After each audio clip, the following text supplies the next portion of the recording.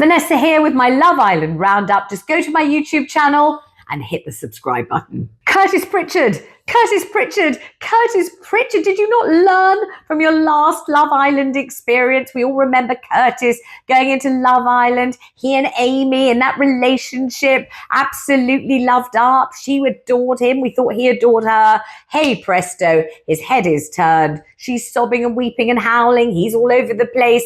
What happens this time? Curtis goes into Love Island and I think very, very sensibly decides to build a really, really strong unit with the beautiful Ekin-Su. Now, we all know Ekin-Su. We all love her. We know that she can be a right sex pot if she's in the mood. We all remember Davide and we all remember the relationship and we know them, And so we think, oh, that's a good idea. Handsome Curtis, beautiful Ekin, the two of them together. Now, whether there were any legitimate feelings on either side, whether there are any legitimate feelings on either side, who knows? They are Love Island veterans. They certainly know how to play the game. Even I know how to play that game. If you're on Love Island, what you want is a strong relationship, strong and stable, just like old Theresa May was always banging on about. Strong and stable is what you want, so that you can look as if you love each other right from the very beginning, stay the course of the show all the way through till the end, still be in love on the last day, and win the money. That's what you want to do. And then you get all the contracts with Boo-Hoo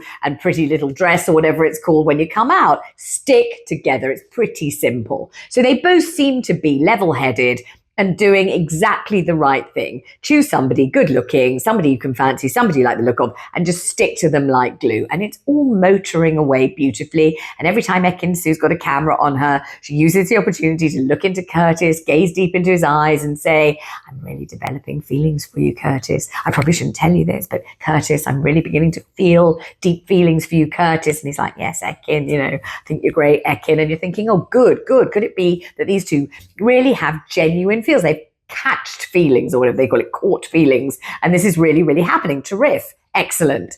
And then Danielle comes in as a bombshell, asks Curtis on a date, and Curtis's head doesn't just turn, it whirls round as if it's one of those windmills, those plastic windmills that you put up in the garden. It's just reeling around like that. And he's only been with her for all of 10 seconds. And then he ricochets from Ekin to Danielle and Danielle to Ekin. He's got everyone upset. He's riling up the whole villa. Keeps saying he's going to be honest. He isn't really very honest. Ekin's sobbing and furious and throws a drink, which luckily misses him. It's all very turbulent. It's excellent viewing. Absolutely excellent. And part of you thinks, well, quite obviously he fancies Danielle more than he fancies Ekin. And he is human. He's not an actor. Maybe trying to play a part, but he's not an actor. He's a dancer. And he's just falling, in the way that people do. We're just feeling a great surge of lust for Danielle. And part of you thinks, oh, Curtis, you idiot. Mate, you knew what they were there to do. Just do it. You know exactly what you did wrong last time. Don't do it again. Stick with Ekin till the bitter end and then break up with her when you come out the next day. That's the thing to do. So the editing, I would like to say, was absolutely fantastic. My compliments to the editors and the production team of Love Island All Stars, because there was this marvelous moment where the boys were meant and to choose the girls that they wanted to be coupled up with, as we say in the villa, to be coupled up with. And Curtis stepped forward and he said, the woman I choose to be coupled up with is... End of episode, run the credits. And I don't know how many people all over the country, but I know I was one of them, several times the day after, stopped whatever they were doing, something really important, like, for example, me presenting a live show on LBC or driving the car or eating lunch, to think, cool, which is Curtis Pritchard going to pick? Is he going to pick Ekin-Su? Or is he going to pick Danielle, who he clearly fancies and would really like to hang out with? Which is he going to pick? It was a magnificent edit, probably one of the best edits ever in Love Island that I've ever seen. You were waiting and waiting to find out what he would do. And what did Curtis do? Spoiler alert, he picked Ekin. Ekin was completely nonplussed. Danielle was absolutely pissed off to the max. Everybody else was flummoxed and bewildered. I thought he played a blinder because he should stick with Ekin. He should get back in her good books. And if he's going to stand any chance of winning the show, they should be together and make it till the end. So I think he picked the right one. The problem is, do we believe him? Why did he behave like such a prat?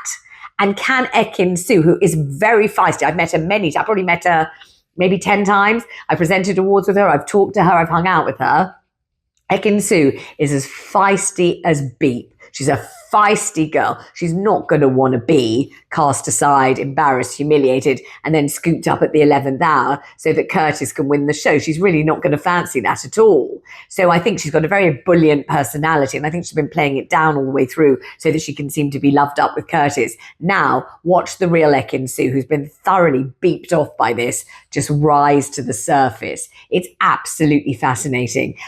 And while all this is bubbling away, we, the viewers, have had this horrible sort of underlying feeling of kind of anxiety and worry because we know that Scott is not truly into Tina. He isn't. She's very sweet. She's lovely. She looks gorgeous. She seems very nice. She seems very together. She seems quite fun.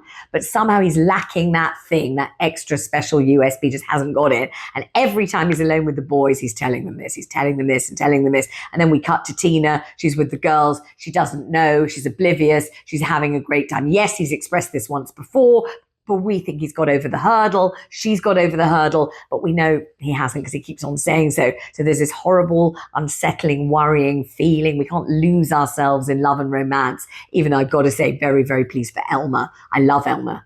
Elma is the most popular girl in there. She certainly has my vote. She's feisty. She's funny. She's earthy. She's very, very, very truthful, I think. And she's fantastic. I love Elma. So Elma's happy now. She's copped off. She's enjoying it. So we love her. But the whole time we were slightly worried about Tina. So when Scott walked forward and said, I choose Tina. She's a really great person. I started to worry because I didn't like what he said. Because he said, I like what she does for me. She makes me feel that I'm being looked after. She massages my head and she does this for me and this for me and makes me feel. There's nothing about her at all. Didn't say anything about her, what he might do for her, what he'd like to do for her, what he could do for her. And I thought, this is all wrong. I don't like the emphasis here. Plus, he looks as miserable as hell. And you looked at her little face, and poor thing, she looked a bit miserable and a bit worried. It certainly wasn't a declaration of love, affection, or anything else going on there. Not really. And within a few minutes, the whole thing was off.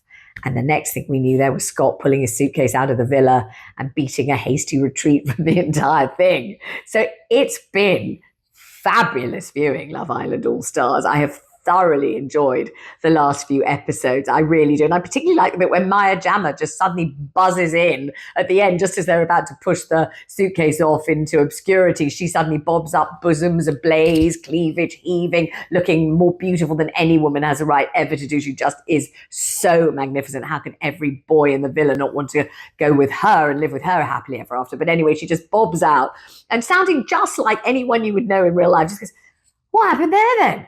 What went wrong there then? What do you think should have happened? What didn't you say? What did you say? What did you do? Why did you do that? I love her because I think she's genuinely watching it and she's genuinely interested. And I think she feels that she genuinely could have been any of them and made exactly the same mistakes. I think she's a very, very good presenter of that particular show. She doesn't look like someone who's descended on high, been forced to watch it in the studio by the bosses and has been told what to say. She sounds like someone who really cares and is emotionally involved with all the contestants, could easily have been one herself, and is just on their wavelength. And she's a very good kind of channel between them and me watching at home. So I love Maya Jam. I think she's doing a beautiful job. Plus, she is so beautiful. I intend on looking exactly like she does when I grow up. That's my most important ambition in life. As soon as I'm old enough, I'm going to look just like her. You won't be able to tell the two of us apart. And come on, Love Island All Stars. This is the gift that goes on giving. If you are a snooty boots, you're too posh, you're too old, you're too busy, you're not watching it, you're really, really missing out. You can tell I mean this. Honestly, I kept thinking throughout the day, God, Curtis, is he going to pick Ekin? Is he going to pick Danielle? I was doing that. I was thinking about it the whole time. It's a really good show. Thoroughly enjoying. In real life, should you ever date more than one person at the same time? I would say only if you tell both of them and you're scrupulously honest, because otherwise you are, skating on thin ice. You are spreading yourself too thinly. You can't concentrate on either. And I think if you're having sex with more than one person at once, you definitely owe it to them to tell them what the hell is going on and put them in the picture. And I think if you tell most people that you're seeing somebody else as well. I'm going straight from this date with you to a date with someone else. It puts them right off. I really do. On the other hand, life is messy. And very often when you meet someone, especially if you meet them organically, there's a possibility that they're sort of at the tail end of an involvement with somebody else. And there might be a bit of a crossover at first. And when you're not really an official item and you don't know them very well, you can't give them a quiz at the beginning. And like, are you seeing anyone else? What are you doing for the rest of the week? Where are you going after you've seen me? Of course you can't. You don't know them. They don't owe you any explanation. You can't put them through the third degree about what they're doing. So I think at the beginning of relationships, there is a sort of slight grey area. There's a little sort of fudged up period of time where you can't really ask them and there's no need for them to tell you. And similarly, you don't really have to tell them what you're doing either. But I think there comes a moment where dating is real, feelings kick in. And when that happens, for God's sake, be honest. Because if you're not, the pain that you might be about to inflict could be enormous. And you don't want to, well, I don't think you should play fast and loose with other people's hearts. I really don't. I don't think you should, trample over people's potential feelings for you. I think, treat people carefully and guard their feelings and protect them from hurt. So I think if you're seeing someone and it looks as if things are ramping up, and they might be developing feelings for you and you might possibly develop feelings for them, but you're actually seeing someone else or several other people at the same time, say so. And if they don't like it, you know what you can do. That was my Love Island upsum. You can get it on my YouTube channel. Just press subscribe.